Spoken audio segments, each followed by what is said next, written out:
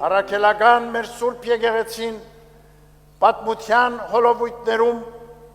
ենթարկվել է բազում հարձակումների, անցել սոսկալի նեղությունների ու տառապանքների միջով,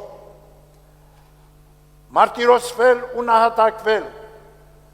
բայց երբեք հուսահատության գերի չի դարձել, քանզի գիտակցել է, որ ճշմարիտ ազատությունը և փրկությունը Քրիստոսին հնազանդվելու,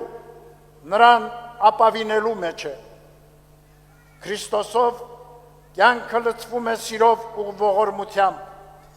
ազնվությամբ ու արդարությամբ։ Քրիստոս ճանապարհն է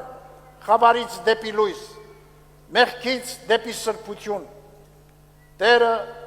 միշտ հավատարիմ է փրկելու խոտորումներից ու անկումներից մեղսակորույս մարդուն, քանզի ինչպես հռչակում է Եզեկիել մարգարեն, Աստված չի տենչում մեղավորի մահը, այլ նրա դառնալը չար ճանապարհից և ապրելը։ Քրիստոսով մեր առջև բացվում է վերհառնումի, հավատով նորոգության ուղին։ Ըստ առաքյալի խոսքի, փրկիչը մեր կենդանի վեմն է,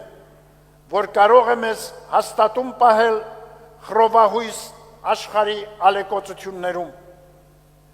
Աստվածորդու փրկարար զորությամբ է, որ նահանջում են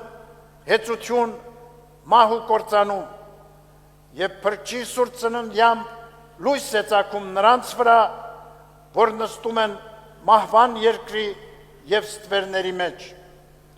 Սիրելի բարեպաշտ հավատացյալներ, Սուրբ Ծննդյան հրեշտակաձայն ավետիսը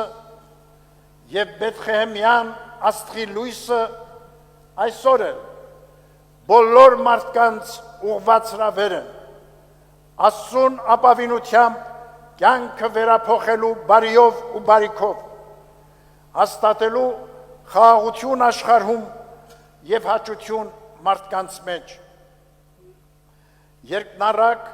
այս պատգամին ունկնդիր ապրենք ու գործենք Տիրոջ հետ, բոլոր բնագավառներում մեր նախանձախնդիր ու ամբողջանվեր ծառայությամբ, ի խնդիր անձնական, ընտանեկան և հայրենական կյանքի ապահով ու բարոր ընթացքի։ Վճռակամ լինենք հաստատում պահելու օրինահարգությունը, մերժելու անիրավությունն ու կամայականությունը, ատելությունն ու քինախնդրությունը, որոնք մեծապես վնասում ու քայքայում են պետական ու ազգային մեր ներուժը։ Մեր առջև բացված է ճանապարհը դեպի Տերը, դեպի երկնառակ պարգևներ ու հավիտենություն։ Այդ ուղիով տերունական պատգամների իրագործումներով է, որ մեր ժողովուրդը կհաղթահարի տառապանքների խավարը և ավետարանչի խոսքի համաձայն լույս կծագի մեր կյանքում,